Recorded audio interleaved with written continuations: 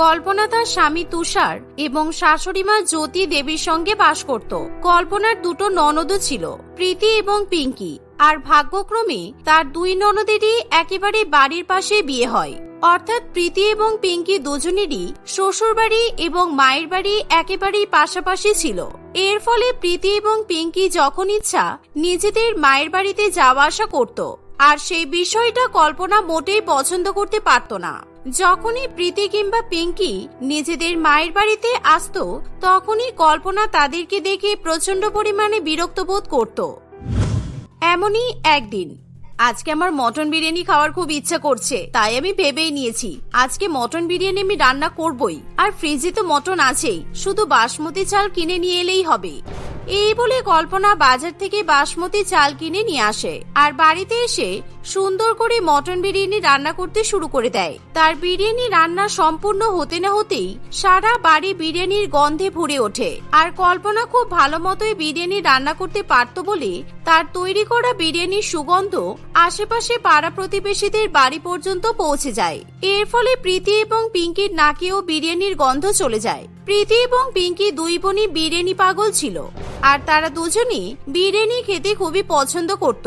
বিশেষ করে তাদের বৌদির হাতের বিরিয়ানি ছিল ফেভারিট। তাই বিরিয়ানির গন্ধ নাকে পৌঁছাতেই প্রীতি এবং পিঙ্কি দুজনেই নিজেদের মায়ের বাড়িতে এসে পৌঁছায়। আর কল্পনা তখন সবেমাত্র বিরিয়ানির হাঁড়ি গ্যাস ওভেন থেকে নামিয়ে রাখে।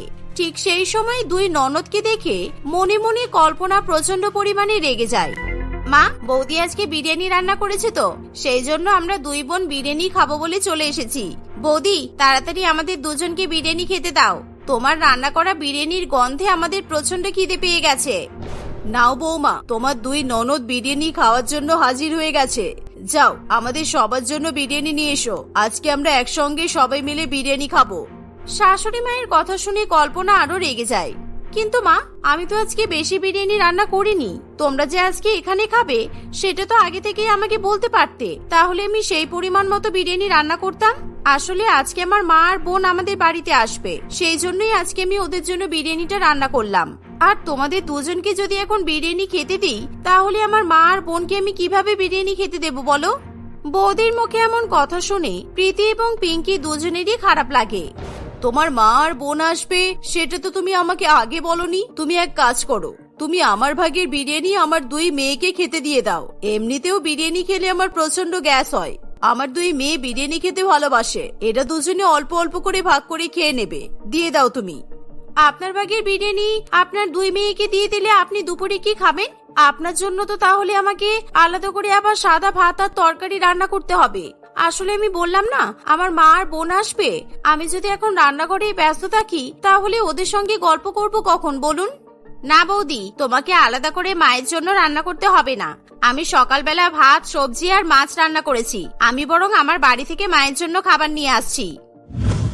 এই বলে প্রীতি পাশেই তার শ্বশুর বাড়ি থেকে নিজের মায়ের জন্য মাছ ভাত নিয়ে চলে আসে আর জ্যোতি দেবীর নিজের ভাগের বিরিয়ানি তার দুই মেয়েকে খেতে দেয়। এর ফলে প্রীতি এবং পিঙ্কি দুজনেই মজা করে বিরিয়ানি খায়। আর যা দেখে কল্পনার প্রচন্ড পরিমাণে রাগ হয়, তাই সে রাগ করে নিজের ঘরে চলে যায় এবং তখনই সে তার মাকে ফোন করে বলে, মা, আজকে আমি বিরিয়ানি রান্না করেছি, তুমি আর বোন তাড়াতাড়ি আমার শ্বশুর বাড়িতে চলে এসো। আমি অনেকটা বিরিয়ানি রান্না করেছি, কিন্তু আমার দুই ননদ বিরিয়ানির গন্ধ পেয়ে ফ্রি ফোকাটে খেতে চলে এসেছে। আর আমি ওদেরকে বিরিয়ানি খেতে দেব না বলে বলেছি যে আমার মা আর বোন আজকে আমার বাড়িতে আসবে, তাই তোমরা তাড়াতাড়ি আমার বাড়িতে চলে এসো। কল্পনার কথা শুনে তার মা এবং বোন দুজনেই খুবই খুশি হয়। আর 1 ঘন্টার মধ্যেই কল্পনার মা লতা দেবী এবং বোন ভাবনা কল্পনার শ্বশুর বাড়িতে এসে পৌঁছায়। কল্পনা নিজের মা এবং বোনকে বেডরুমে বসতে দেয় এবং বিরিয়ানির হাঁড়ি সোজা নিজের ঘরে নিয়ে চলে যায়। সে তার মা এবং বোনকে অনেক বেশি বেশি করে বিরিয়ানি খেতে দেয়। সত্যি দিদি, তোর হাতের বিরিয়ানির কোনো জবাব হবে না, একেবারে দারুণ হয়েছে, দারুণ। এই হাঁড়িতে যা বিরিয়ানি আছে তুই সব বিরিয়ানি প্যাক করে দে দিদি, আজকে রাত্রিবেলাতেও আমি বিরিয়ানি খাবো। আর দিদি, তুই যখন এরকম ভালো ভালো কিছু খাবার রান্না করবি তখন কিন্তু আমাদেরকে অবশ্যই ফোন করে ডেকে নিবি, আমার তো বেশ ভালোই লাগে। সেই জন্যই তো তোদেরকে এখানে ডাকলাম। আর বলিস না, আমার দুই ননদের বাড়ির পাশেই তো বিয়ে হয়েছে। রাত দিন শুধু আমার বাড়িতে এসে পড়ে থাকে, আর আমি যা রান্না করি হাড়ি কড়াই চেটে পুটে খেয়ে পালিয়ে যায়। কিন্তু আজকে আমি কিছুতেই সেটা হতে দেইনি। ওদের দুজনকে মাত্র এক মুঠো করে বিরিয়ানি খেতে দিয়েছি, আর এখন বিরিয়ানি কিছুতেই বাড়িতে রাখা যাবে না। ওরা আবার দেখতে পেলে ভাববে আমি মিথ্যা কথা বলেছি যে আমি কম বিরিয়ানি রান্না করেছি, তাই আমি যা বিরিয়ানি আছে তোদেরকে প্যাক করে দিচ্ছি। এই বলে কল্পনা সমস্ত বিরিয়ানি প্যাক করে নিজের মায়ের বাড়িতে পাঠিয়ে দেয়। এরকম ভাবে সময় কাটতে থাকে। প্রীতি এবং পিঙ্কি দুই বোনের যখনই যা প্রয়োজন পড়ে তারা তখনই তাদের বৌদির কাছে চলে আসে। এমনই একদিন প্রীতি তার বৌদির কাছে এসে বলে, বৌদি তাড়াতাড়ি করে আমাকে এক কাপ চা পাতা দাও না। আসলে আমার বাড়িতে কয়েকজন আত্মীয় স্বজন এসেছে, আর আমি চা বানাতে গিয়ে দেখলাম চা পাতা শেষ হয়ে গেছে। এখন তোমাদের পাড়ার দোকানগুলোও সব বন্ধ, রাকেশও বাড়িতে নেই, তাই আমি তোমার কাছ থেকে চা পাতা নিতে এলাম। প্রীতির কথা শুনে কল্পনার খুবই রাগ হয়, কিন্তু সেখানেই কল্পনার শাশুড়ি মা বসে থাকায় কল্পনা তার ননদকে কিছু বলতে পারে না। সে রান্নাঘর থেকে অল্প একটু চা পাতা নিয়ে এসে প্রীতিকে দিয়ে বলে, আসলে আমাদেরও না চা পাতা কম আছে বুঝলে, তাই তোমাকে একটু কম করেই দিলাম, দেখো হবে কিনা। হ্যাঁ হ্যাঁ বৌদি, হয়ে যাবে, কোনো অসুবিধা নেই। রাতে যখন রাকেশ চা পাতা কিনে নিয়ে আসবে আমি তোমাকে ফিরিয়ে দেব। আরে মায়ের বাড়ি থেকে জিনিস নিয়ে যাচ্ছিস, আবার সেটা ফিরিয়ে দিবি? অল্প একটু চা পাতা নিয়ে যাচ্ছিস, সেটা আবার ফিরিয়ে দিতে হবে কেন? তোদের যা প্রয়োজন পড়বে এসে নিয়ে যাবি, আমরা কি কখনো তোদেরকে কিছু বলেছি? এই শুনে প্রীতি সেখান থেকে চলে যায়। আর কিছুক্ষণ পরেই পিঙ্কি আবার তার বৌদির কাছে ছুটে এসে বলে, বৌদি তাড়াতাড়ি করে আমাকে একটু চিনি দাও তো, দেখো না আমার বাড়িতে চিনি শেষ হয়ে গেছে। একটু আগে তোমার দিদি চা পাতা নিয়ে গেল, তুমি আবার এখন চিনি চাইতে এসেছো? তোমরা দুই বোন তো আমাকে বলতেই পারতে, আমি যখন চা বানিয়েছিলাম তোমাদের জন্য একেবারে বেশি করে চা বানিয়ে রাখতাম, তাহলে সমস্যা মিটে যেত। আলাদা করে তাহলে তোমাদের চা পাতা আর চিনি নিয়ে যাওয়ার প্রয়োজন পড়তো না। আসলে আজকে না সঞ্জয়ের জন্মদিন, তাই আমি পায়েস বানাচ্ছিলাম, কিন্তু পায়েস বানাতে গিয়ে চিনি একটু কম পড়েছে, সেই জন্য তোমার কাছে এলাম। ও তাহলে তো আজকে আমরা সবাই পায়েস খেতে পারবো, তাই না? বেশি করে পায়েস বানাবে, কিন্তু আমি কিন্তু পায়েস খেতে চলে যাব তোমার বাড়িতে। হ্যাঁ বৌদি, অবশ্যই আমি তোমাদের জন্য বেশি করে পায়েস বানাবো, তোমরা পায়েস খেতে চলে আসবে, কোনো সমস্যা নেই। শয়তান মেয়ে আমার বাড়ি থেকে চিনি নিয়ে যাচ্ছে, আমাকেও চেনে না। আমি আজকে আমার ননদের বাড়িতে গিয়ে অর্ধেক হাড়ি পায়েস একাই খেয়ে চলে আসবো। সবসময় যা লাগবে আমার কাছে এসে হাত পাতবে, যেন এখানে ওনার বাবারা সবকিছু জমিয়ে রেখে গেছে। অসহ্য। এভাবে দুই বোনেরই যখন কোনো জিনিসের প্রয়োজন পড়ে তারা কোনো কিছু না মনে করে নির্দ্বিধায় তাদের বৌদির কাছে চলে আসে। কখনো তেল, কখনো ঘি, আবার কখনো চাল, কখনো আটা ইত্যাদি তারা নিয়ে যেতেই থাকে। এর ফলে সময়ের সঙ্গে সঙ্গে তার দুই ননদের প্রতি একেবারে তিক্ত মনোভাব গড়ে ওঠে। কল্পনা এখন কিছুতেই তার দুই ননদকে সহ্য করতে পারে না, কিন্তু তাদেরকে সে সরাসরি ভাবে কিছু বলতেও পারে না। একদিন যখন বাড়িতে তুষার থাকে তখন প্রীতি তার দাদার কাছে এসে বলে, এই দাদা আমাকে 500 টাকা দিতে পারবি? দেখ না আমার ছেলে স্কুলের পরীক্ষা শুরু হয়েছে, আর ওকে স্কুল থেকে প্রজেক্টও করতে দিয়েছে। এখন প্রজেক্ট করার জন্য অনেক কিছুই ওকে কিনে দিতে হবে, কিন্তু এখন তো ওর বাবা বাড়িতে নেই, আর আমার কাছেও টাকা নেই। তুই 500 টাকা দিবি? রাকেশ বাড়িতে এলেই আমি তোকে দিয়ে দেব। ঠিক তখনই সেখানে পিঙ্কিও এসে বলে, দাদা আমারও না 1000 টাকা লাগবে। আসলে আমি আজকে বিয়ে বাড়িতে যাব, আর আমি বিয়ে বাড়িতে যাওয়ার জন্য একটা চুড়িদার টেলার্সে সেলাই করতে দিয়েছিলাম, কিন্তু চুড়িদারটা এখনো নিয়ে আসা হয়নি। আমার কাছে এই মুহূর্তে 1000 টাকা নেই, তুই আমাকে 1000 টাকা দিলে আমি চুড়িদারটা নিয়ে আসতে পারবো। ঠিক এমন সময় সেখানে কল্পনা চলে আসে, আর প্রীতি এবং পিঙ্কির কথা শুনে কল্পনা প্রচন্ড পরিমাণে রেগে যায়, কিন্তু তুষারের সামনে কল্পনা কোনো কথা বলে না।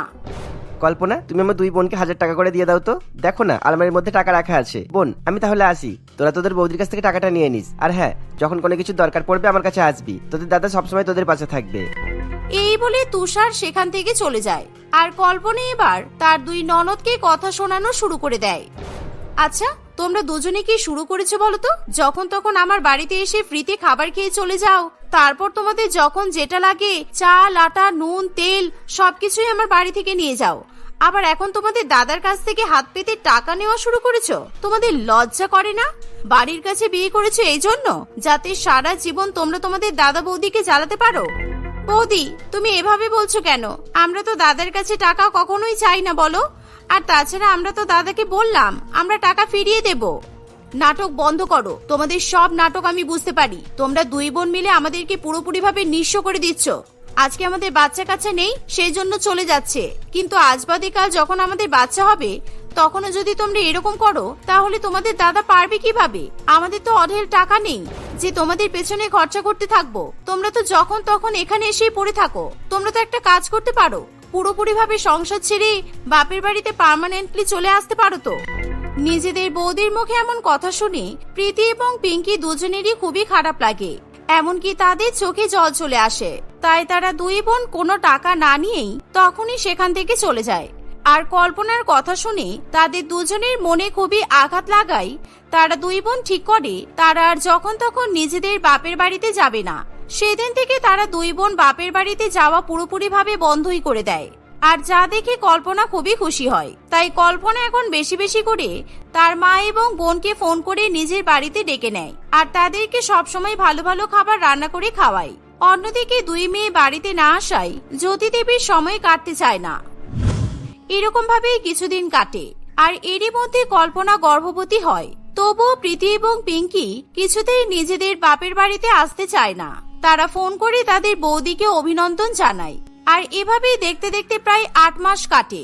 আর এরই মধ্যে হঠাৎ করে গর্ভাবস্থায় কল্পনার শরীর প্রচন্ড পরিমাণে খারাপ করে। তাই কল্পনা তার মা এবং বোনকে ফোন করে বলে, হ্যালো মা, আমার না খুব শরীর খারাপ করছে।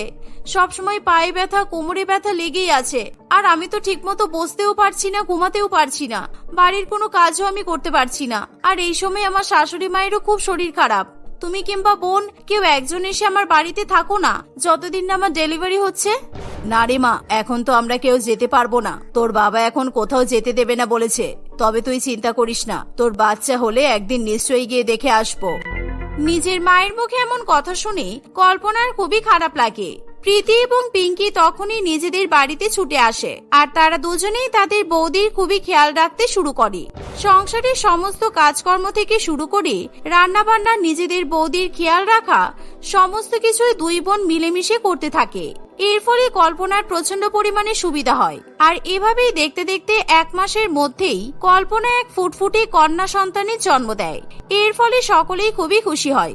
বাচ্চা হয়ে যাওয়ার পরও প্রীতি এবং পিঙ্কি দুই বোন তাদের বৌদির খুবই খেয়াল রাখে।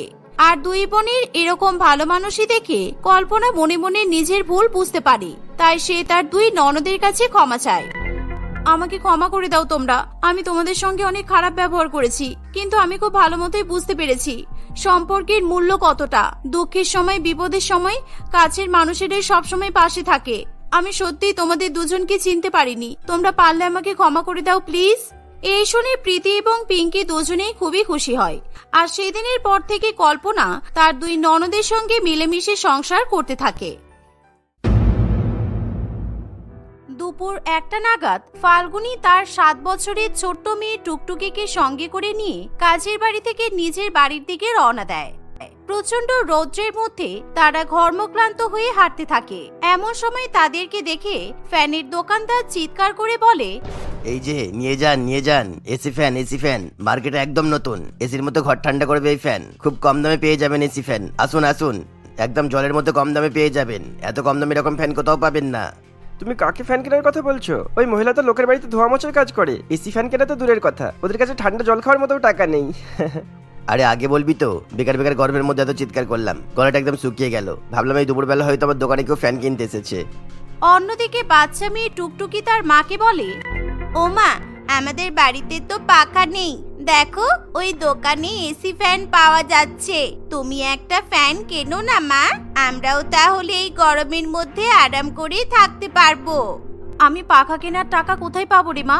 আমার কাছে এখন অত টাকা নেই। আমাদের সংসারের অবস্থা কেমন তুই তো সবই দেখিস। এখন যদি পাখা কিনি তাহলে কিন্তু সারাটা মাস আমাদেরকে না খেয়ে থাকতে হবে। না খেয়ে থাকার থেকে ভালো একটু গরমে কষ্ট পাওয়া। চল মা, বাড়ি চল। ফাল্গুনী খুবই কষ্ট করে এক ধনী বাড়িতে ধোয়া মোছার কাজ করে তার মেয়ের এবং নিজের পেট চালায়। ধোয়া মোছার কাজ করে ফাল্গুনী খুব সামান্য টাকায় পেয়ে থাকে, যেই টাকা দিয়ে সংসার চালাতে তাকে হিমশিম খেতে হয়। আর গরমের মধ্যে তার বাড়িতে কোনো এসি কিংবা পাখা না থাকায় টুকটুকি এবং তার মাকে খুবই কষ্টে দিন কাটাতে হয়। মা, আমাদের ঘরটা এত গরম কেন বলো তো? তোমার ওই কাজের বাড়িতে ওদের বাড়িটা সবসময় কি সুন্দর ঠান্ডা থাকে। আমাদের ঘরে তো পাখা নেই, এসি নেই, আর তোমার কাজের বাড়িতে এসি, পাখা, ফ্রিজ সব আছে। ওদের ঘরটা কি সুন্দর ঠান্ডা থাকে। আর মা, ওরা তো আবার ফ্রিজের ঠান্ডা ঠান্ডা জল খায়। আর জানো মা, ওই বল্টু দাদা ফ্রিজের ঠান্ডা ঠান্ডা বরফ দিয়ে শরবত খায়, ঠান্ডা জুস খায়, আরো কত কিছু খায়। বাবারে বাবা, পাকা বুড়ি কত কথা বলে। আমি বুঝেছি, তোর এখন ঠান্ডা জল খাওয়ার ইচ্ছা হচ্ছে, তাই তো? দাঁড়া, আমি তোকে এখনই ঠান্ডা ঠান্ডা কলসির জল দিচ্ছি। মাটির কলসির জল একদম ফ্রিজের মতোই ঠান্ডা থাকে। এই বলে ফাল্গুনি মাটির কলসি থেকে এক গ্লাস জল নিয়ে তার মেয়েকে খেতে দেয়। মা, এই জলটা তো খুব গরম হয়ে গেছে, তুমি খেয়ে দেখো। আচ্ছা মা, আমাদের ঘরটা যদি বরফ দিয়ে তৈরি হতো তাহলে আমাদের একটুও গরম লাগতো না, তাই না মা? বরফ কত ঠান্ডা হয় বলো তো? আমাদের যদি সত্যি সত্যি বরফের ঘর হতো তাহলে আমরা আরাম করে ঘুমাতে পারতাম। পাগল মেয়ে, সবসময় হাবিজাবি কথা বলে। তোর মাথায় এত বুদ্ধি কিভাবে আসে বলতো? চল এবার স্নান করে নিবি। আমি বাইরে থেকে তোর জন্য ঠান্ডা ঠান্ডা টিউবওয়েলে জল এনে দিচ্ছি। এখন পুকুরের জলে স্নান করা যাবে না, এখন তো বেলা হয়ে গেছে। পুকুরের জলে গরমে নামাই যাবে না। এই বলে ফাল্গুনি তার মেয়ের জন্য টিউবওয়েল থেকে জল আনতে চলে যায়। এভাবে টুকটুকি এবং তার মায়ের জীবন কাটে। তাদের বাড়িতে এসি কিংবা পাখা কিছু না থাকায় টুকটুকি একদমই গরমের মধ্যে নিজেদের বাড়িতে থাকতে চায় না। সবসময় তার ঘেমে নিয়ে স্নান করার মতো অবস্থা হয়। আর এই গরমের মধ্যে টুকটুকি যাতে একটু স্বস্তি পায় সেই কথা ভেবে ফাল্গুনি তার মেয়েকে সবসময় সঙ্গে করে কাজের বাড়িতে নিয়ে যায়। কাজের বাড়িতে এসি পাখা থাকায় সেখানে টুকটুকি আরাম করে বেশ কয়েক ঘন্টা সময় কাটাতে পারে। এমনই একদিন, টুকটুকি তুই এখানেই বস কেমন? এখানে পাখা চলছে, এসি চলছে, এই ঠান্ডা ঘরে তুই আরাম পাবি। আমি ততক্ষণে কাজটা মিটিয়ে নিই। আজকে আমার বেশি কাজ নেই, কাজ হয়ে গেলে আমরা বাড়ি যাব। এই বলে ফাল্গুনি তার মেয়েকে সেখানে বসিয়ে রেখে রান্নাঘরে নিজের কাজ করতে চলে যায়। তখনই সেই বাড়ির মালকিনের ছেলে বল্টু ফ্রিজ থেকে অনেকগুলো বরফ নিয়ে টুকটুকির কাছে আসে। বল্টু মজা করে টুকটুকির গায়ে বেশ কয়েকটা বরফের টুকরো দিয়ে দেয়। বল্টু দাদা, তুমি কি করছো? কি ঠান্ডা! এই গরমের মধ্যে বরফ গায়ে দিতেই কত আরাম লাগলো। বল্টু দাদা, তুমি আমাকে অনেক অনেক বরফ দেবে গো। আসলে আমাদের বাড়িতে না তোমাদের মতো এসি, পাখা, ফ্রিজ কিচ্ছু নেই। তুমি যদি তোমাদের ফ্রিজ থেকে আমাকে বরফ দাও তাহলে আমি বরফগুলো নিয়ে গিয়ে আমাদের বাড়িতে রেখে দেব। এতে করে আমাদের ঘর বরফের মতো ঠান্ডা হয়ে যাবে। টুকটুকির কথা শুনে বল্টুর মনে মনে খুবই হাসি পায়। বোকা মেয়ে, এটাও জানে না যে বরফ কিছুক্ষণের মধ্যেই গলে যাবে। এই মেয়েটা যেমন গরিব তেমনই বোকা। বরফ বাড়িতে নিয়ে যাবে বলছে। এক কাজ করি, একে একটু বোকা বানানো যাক। ঠিক আছে টুকটুকি, আমি তোকে একটা প্লাস্টিকের মধ্যে অনেক বরফ দিচ্ছি। তুই সেই বরফ নিয়ে গিয়ে তোর বাড়িতে রেখে দিবি। তাহলে দেখবি তোদের বাড়িটা একদম বরফের মতো ঠান্ডা হয়ে যাবে। তোদের আর একটুও গরম লাগবে না। এই শুনে টুকটুকি খুবই খুশি হয়। বল্টু ফ্রিজ থেকে তখনই একটা বড় প্লাস্টিকে অনেকগুলো বরফের টুকরো ভরে টুকটুকির হাতে দিয়ে বলে, এই নে টুকটুকি, এই প্লাস্টিকের মধ্যে আমি অনেকগুলো বরফ দিয়েছি আর ভালো করে প্লাস্টিকের মুখটা বেঁধেও দিয়েছি। তুই যখন বাড়ি যাবি তখন প্যাকেট থেকে বরফগুলো বের করে নিয়ে যাবি, ঠিক আছে? আর বরফগুলো তোর বাড়িতে চারিদিকে ছড়িয়ে দিবি, তাহলে তোদের ঘর ঠান্ডা হয়ে যাবে। এই শুনে টুকটুকি খুবই খুশি হয়। সে ওই বরফের প্যাকেটটা হাতে ধরে সেখানেই বসে থাকে। সে শুধুমাত্র বাড়িতে ফিরে যাওয়ার অপেক্ষা করতে থাকে। কিছুক্ষণ পরপরই টুকটুকি তার মায়ের কাছে গিয়ে জিজ্ঞাসা করে, ও মা, তোমার এখনো কাজ হলো না? চলো না মা, তাড়াতাড়ি বাড়ি চলো না আজকে। কেন রে, আজকে বাড়ি যাওয়ার জন্য এত তাড়াহুড়ো করছিস কেন তুই? এখানে মালকিনের বাড়িতে এসি ঘরে বসে আছিস, তাতেও তোর শান্তি হচ্ছে না? অন্যদিন তো এখান থেকে বাড়িতে যেতেই চাস না। সেই তো বাড়িতে গিয়ে গরমের মধ্যে কষ্টই পেতে হবে। যা, ওখানে গিয়ে চুপ করে বস। আমার কাজ হয়ে গেলে তারপর আমরা বাড়ি যাব। না মা, আমাদের বাড়িতে আর গরম লাগবে না, কারণ আজকে আমাদের বাড়িটা একদম বরফ ঘর হয়ে যাবে। আর বরফ ঘরে একদমই গরম লাগবে না। আমি তো কাল থেকে তোমার সঙ্গে আর এখানেও আসবো না, আমি নিজের বাড়িতেই থাকবো। টুকটুকির কথা শুনে তার মায়ের কেমন যেন অদ্ভুত বলে মনে হয়, কিন্তু সে কাজের চাপে থাকায় তার মেয়ের কথাতে সেরকম ভাবে পাত্তা দেয় না। এই মেয়েটার মনে হয় গরমের মধ্যে মাথাটা খারাপ হয়ে গেছে। কি যে সব সময় ভুলভাল কথা বলে। ওখানে গিয়ে বস না, আমাকে বিরক্ত করিস না, আমি কাজ করছি তো। এই বলে ফাল্গুনি ছাদে জামা কাপড় মেলতে চলে যায়। অন্যদিকে টুকটুকি অধীর আগ্রহে বাড়ি ফিরে যাওয়ার জন্য অপেক্ষা করতে থাকে। প্রায় 2 ঘন্টা পর ফাল্গুনি তার মেয়েকে নিয়ে বাড়িতে ফিরে আসে। টুকটুকি হাতে করে বল্টুর দেওয়া সেই বরফের প্লাস্টিকটাও বাড়িতে নিয়ে আসে। কিরে, এই প্লাস্টিকের মধ্যে কি আছে বলতো? কি নিয়ে এসেছিস তুই মালকিনদের বাড়ি থেকে? মালকিন তোকে কিছু দিয়েছে নাকি? মা, এতে না বরফ আছে, অনেক অনেক বরফ আছে। বল্টু দাদা আমাকে এই প্যাকেটে ভর্তি করে বরফ দিয়েছে। জানো মা, বল্টু দাদা না খুব ভালো। তুমি দাঁড়াও, আমি এখনই আমাদের ঘরটাকে বরফের মতো ঠান্ডা করে দেব। এই বরফ আমি চারিদিকে সাজিয়ে রেখে দেব, তাহলেই আমাদের ঘরটা ঠান্ডা হয়ে যাবে। এই বলে টুকটুকি প্যাকেটটা খুলে দেখে সেই প্যাকেটের মধ্যে কোনো বরফ নেই, বরং প্যাকেটের মধ্যে জল আছে। আর এই দেখে নিষ্পাপ বাচ্চা মেয়ে প্রচন্ড পরিমাণে অবাক হয়। আসলে বাচ্চা মেয়ে টুকটুকি বুঝতেই পারে না বল্টুর দেওয়া বরফ ইতিমধ্যেই গলে জল হয়ে গেছে। ও মা, আমার বরফগুলো কোথায় গেল? বল্টু দাদা তো ওদের ফ্রিজ থেকে অনেকগুলো বরফ নিয়ে এই প্যাকেটের মধ্যে দিয়েছিল, আর আমাকে বলেছিল বাড়িতে নিয়ে এসে খুলে দেখ, কিন্তু বরফগুলো জল হয়ে গেছে। আমি এবার বরফ ঘর কিভাবে বানাবো? আমাদেরকে আবার তাহলে গরমের মধ্যে কষ্ট পেতে হবে। এই বলে টুকটুকি কাঁদতে শুরু করে। নিষ্পাপ বাচ্চা মেয়ের মুখে এমন কথা শুনে ফাল্গুনি কি বলবে কিছুই বুঝতে পারে না। তুই এত বোকা কেন রে মা? তুই জানিস না ফ্রিজের বাইরে বরফ বের করলে বরফ তো গলে যাবেই। আর সে কখন বলতো বল্টু তোকে বরফ দিয়েছে? তুই বাড়িতে এসে এখন দেখছিস? এতটা বোকা হলে চলে? তুই তো বড় হচ্ছিস, কবে তোর মাথায় একটু বুদ্ধি শুদ্ধি হবে বলতো? আমি কি করে জানবো আমাদের বাড়িতে কি ফ্রিজ আছে আর নাকি আমি আগে কখনো বরফ হাতে নিয়েছি? ঠিক আছে, পরের দিন তাহলে বল্টু দাদার কাছ থেকে বরফ নিয়ে আমি ছুটে ছুটে বাড়ি চলে আসবো, তাহলে বরফ গলে যাবে না। খুব গরম লাগছে, আমি পুরো ঘেমে যাচ্ছি। আহারে, আমার মেয়েটা গরমে কত কষ্ট পাচ্ছে। আয় রে মা, আমি হাত পাখা দিয়ে তোকে হাওয়া করে দিচ্ছি। না, হাত পাখা দিয়ে কিচ্ছু হয় না। তুমি আমাদের ঘরের জন্য একটা এসি কিনে নিয়ে এসো, তাহলে আমাদের ঘর বরফের মতো ঠান্ডা হয়ে যাবে। দেখ মা, তুই বুঝতে পারছিস না, এসির অনেক দাম। তবে হ্যাঁ, আমি তোর জন্য একটা পাখা কিনবো বলে ভেবেছি। কালকেই আমি মালকিনের সঙ্গে কথা বলে কিছু টাকা ধার নিয়ে তোর জন্য ওই এসি ফ্যানটা কিনে আনবো। মনে আছে ওই দোকানে সেদিন এসি ফ্যান বিক্রি হচ্ছিল? ওই পাখা বাড়িতে লাগালে নাকি ঘর একদম এসির মতো ঠান্ডা হবে। এভাবেই ফাল্গুনি তার বাচ্চা মেয়েকে শান্ত করার চেষ্টা করে। রাত্রিবেলা যখন টুকটুকি এবং তার মা ঘুমিয়ে পড়ে, তখন ঘুমের মধ্যে টুকটুকি স্বপ্ন দেখে যে সত্যি সত্যি তাদের ঘরটা বরফ ঘরে পরিণত হয়েছে। আর এই দেখে টুকটুকি প্রচন্ড পরিমাণে খুশি হয়। সে আনন্দে লাফাতে শুরু করে। মা, দেখো দেখো, আমাদের ঘর বরফ ঘর হয়ে গেছে। কি সুন্দর, ঘরের মধ্যে কত ঠান্ডা। আমাদের ঘরে এসি পাখা আর কিচ্ছু লাগবে না। মা, কত আরাম লাগছে বলো।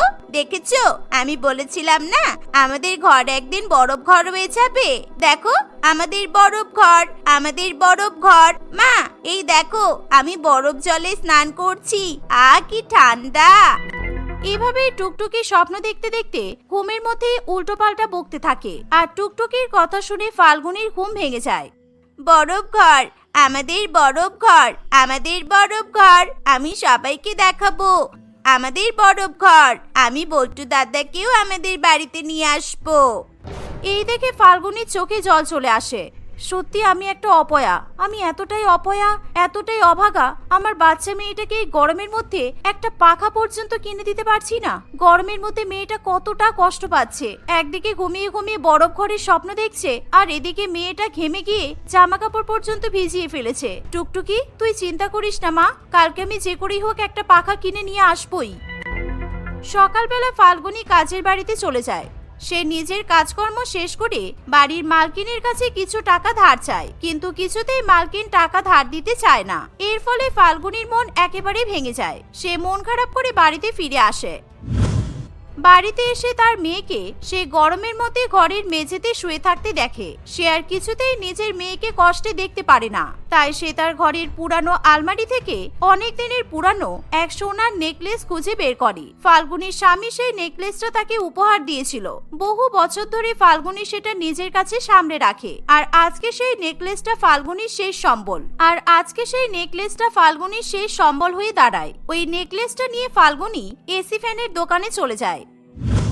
দাদা, বলছি যে এই হারের বদলে আমাকে একটা এসি ফ্যান দেবেন। এটা অনেক দিনের পুরানো হার, দেখুন তো এটার বদলে একটা এসি ফ্যান হবে কিনা। দোকানদার সেই নেকলেসটা দেখে মনে মনে ভাবে, এই মহিলা তো ভালোই বোকা, এটা যে একেবারে আসল সোনা দিয়ে তৈরি নেকলেস, এতে আবার দামি মুক্তা পাথরও দেওয়া আছে। যাক, আজকে এই মহিলাকে ভালো মতোই বোকা বানানো যাবে। দেখুন, এই হারের বদলে ভালো পাখা তো হবে না, তবে আমি একটা কম দামি পাখা দিতে পারি। এমন সময় ফাল্গুনির এক চেনা পরিচিত আত্মীয় কমলবাবু সেখানে চলে আসে। এই যে, আপনি এরকম একটা অসহায় মহিলাকে বোকা বানাচ্ছেন কেন? এই নেকলেসটা যে অনেক দামি সেটা আমি খুব ভালো মতোই বুঝতে পারছি। এই নেকলেসের বদলে শুধু পাখা কেন, নেকলেসটা বিক্রি করে এসি, পাখা, ফ্রিজ সবই হয়ে যাবে, তারপরও টাকা বেঁচে থাকবে। দিদি, আপনাকে এই ভণ্ড লোকটা ঠকানোর চেষ্টা করছে। এই শুনে দোকানদার ভয় পেয়ে যায়। আরে না না দাদা, আমি এনাকে কেন ঠকাতে যাব? আসলে আমি প্রথমে দেখে বুঝতে পারিনি। ঠিক আছে ম্যাডাম, আপনি এসি, ফ্রিজ, পাখা সবই নিয়ে যান, আর বাদ বাকি টাকাটাও আমি আপনাকে দিচ্ছি। দোকানদারের কথা শুনে ফাল্গুনির খুশির ঠিকানা থাকে না।